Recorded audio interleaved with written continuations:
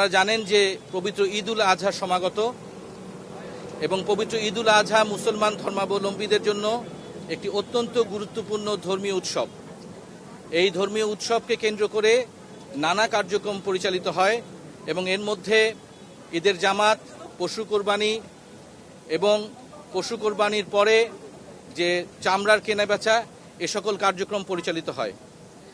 আমরা আজকে ঢাকার অন্যতম বৃহৎ যে পশুর হাট, গাবতলীর পশুর হাটে এসেছি এবং আমরা র্যাপিড অ্যাকশন ব্যাটালিয়নের পক্ষ থেকে র্যাব ফোর্সেস সদর দপ্তরের নির্দেশনা মতে র্যাব 4-এর ব্যবস্থাপনায় এই পশুর হাটের যে নিরাপত্তা, সেই নিরাপত্তা অবলোকন করলাম। আমরা হাট কর্তৃপক্ষের সাথে কথা বলেছি। আমরা এখানে কর্তব্যরত আরও যে পশুর ব্যাপারী যারা আছেন এবং ক্রেতা বিক্রেতা উভয়ের সাথে আমরা কথা বলেছি। আমরা সার্বিক তত্ত্বাবধানের জন্য আপনাদেরকে এই বিষয়টি অবগত করতে চাই যে যে কোনো ধরনের অপতৎপরতা বন্ধে র্যাব ফোর্সেসের সকল সদস্যগণ অত্যন্ত সতর্ক অবস্থায় আছে। এই পশুর হাটে আসার পরে এখানে পশু কেনা বেচার জন্য বেশ টাকার লেনদেন হয়। এখানে মোবাইল ব্যাংকিংয়ের ব্যবস্থা আছে। আমরা বিক্রেতাদের কাছে অনুরোধ করব যে তাদের এই পশু বেচাকেনার পরে যে বড় অঙ্কের টাকা তারা যেন এই ব্যাংকিংয়ের মাধ্যমে লেনদেন করে। এছাড়া আমাদের নির্বাহী ম্যাজিস্ট্রেটগণ এখানে উপস্থিত আছেন। যেখানে অসুস্থ, রোগাক্রান্ত কিংবা কৃত্রিম উপায়ে মোটা তাজা করা গরু, অসুস্থ গরু যেন কোনো অবস্থায় বিক্রি না হয়। বাংলাদেশের যে প্রচলিত আইন আছে, পশু খাদ্য আইন এবং প্রাণী সম্পদ নিয়ন্ত্রণ যে আইন আছে, সেই আইন অনুযায়ী আমরা আমাদের মোবাইল কোর্টও পরিচালনা করব। এর পাশাপাশি এখানে আগত যে ক্রেতারা আছেন তাদের সুবিধার জন্য হাট কর্তৃপক্ষ যে ভলান্টিয়াররা রেখেছেন, আমরা তাদেরকে ইনস্ট্রাকশন দিয়েছি, আমরা তাদেরকে নির্দেশনা দিয়েছি যে এখানে আগত সকল ক্রেতাদের সুবিধাদি যেন দেখা হয় এবং কোনো অবস্থাতেই যেন কোনো অরাজকতা সৃষ্টি না হয়। আমরা একটি কথা জনসাধারণকে বলতে চাই যে আপনারা যদি আপনাদের কোনো অসুবিধা হয় তবে অবশ্যই র্যাপিড অ্যাকশন ব্যাটালিয়নের যে কন্ট্রোল রুম এখানে স্থাপিত হয়েছে সেই কন্ট্রোল রুমে আমাদের সদস্যদের সাথে যোগাযোগ করবেন। আমরা প্রয়োজনে আপনাদের সহায়তা করব। তবে একটি কথা আমি আপনাদেরকে জানাতে চাই যে পশু কোরবানির পরে যে পশুর বর্জ্য এবং আমরা যে পশুর কোরবানি করি, রাস্তাঘাটে এমন কোনো পরিস্থিতির উদ্ভব করবেন না যাতে জনগণের চলাচলে অসুবিধার সৃষ্টি হয়।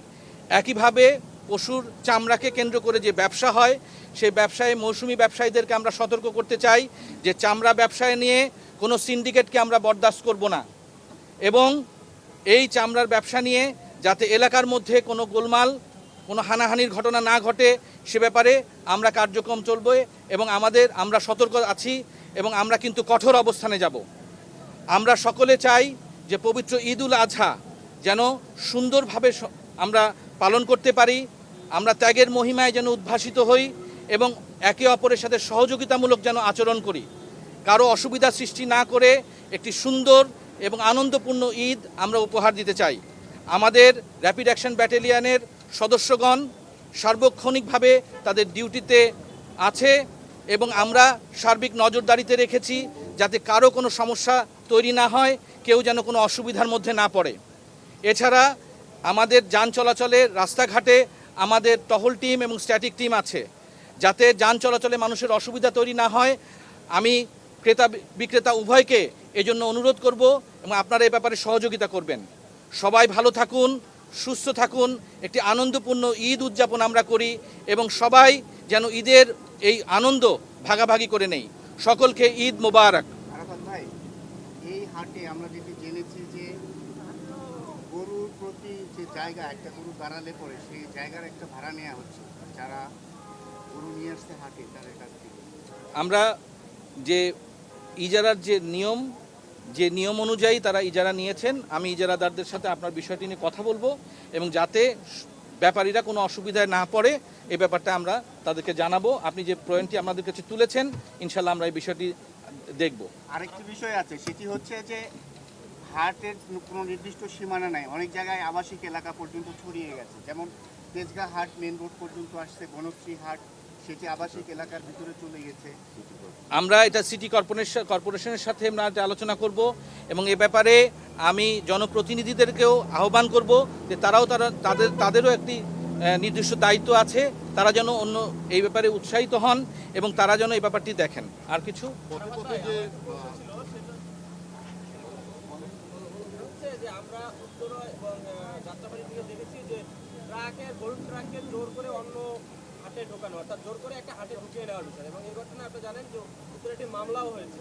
তো আপনারা এই বিষয়টা আগে থেকেই ঘোষণা দেওয়া ছিল যে জোর করে কেউ গরু ঢুকাতে পারবে না, সেক্ষেত্রে আপনারা কোনো ব্যবস্থা নিচ্ছেন? আমরা আমাদের কাছে যে কোনো তথ্য দিয়ে আপনারা সহায়তা করতে পারেন, যে কোনো অভিযোগ আমাদের জানাতে পারেন, এবং কেউ যদি এরকম কার্যক্রম করে থাকে যা আইন বিরোধী, এবং এবারে যে সবাইকে সতর্ক করে দেওয়া হয়েছে যে কেউ এক হাটের গরু অন্য হাটে নিয়ে যেতে পারবে না। সুতরাং এ ব্যাপারে আমি বিক্রেতা যারা আছেন, গরুর ব্যাপারী যারা আছেন, তারা যদি আমাদের কাছে এই ব্যাপারটি অভিযোগ জানায়, আমরা অবশ্যই এ ব্যাপারে আমাদের যথাযথ পদক্ষেপ নিব। মাননীয় ডিরেক্টর, আপনার কথায় মনে হচ্ছে যে অভিযোগ না দিলে আপনারা কোনো ব্যবস্থা নেবেন না, তার মানে ওভারঅল সম্পূর্ণ বিষয়টাতে আপনাদের কোনো নজরদারি নাই। তো এই যে নজরদারি নাই, এই নজরদারি না থাকার সুবাদে অভিযোগ উঠছে যে ট্রাকে করে গরু আসার সময়ও পথে পথে র্যাবের লোকেরা আটকাচ্ছে। নির্দেশনা আছে কোনো ট্রাক আটকানো যাবে না সুনির্দিষ্ট অভিযোগ ছাড়া, এটাও কি আপনারা জানেন না? আপনি যে বললেন যে কোনো নজরদারি নাই, আমাদের এখানে র্যাবের কন্ট্রোল রুম স্থাপন হয়েছে, ওয়াচ টাওয়ার স্থাপন হয়েছে, আমাদের রাস্তায় মোবাইল টহল চলছে, আমাদের স্ট্যাটিক এবং মোবাইল টিম চলছে, আমাদের সাদা পোশাকে আমাদের কার্যক্রম চলছে। আমরা নিজেরা এই হাট ব্যবস্থাপনা দেখতে এসেছি। আমার মনে হয় আমরা আমাদের যে কার্যক্রম, আমাদের প্রতি যে নির্দেশনা, সেই নির্দেশনা যথাযথভাবে পালন করছি।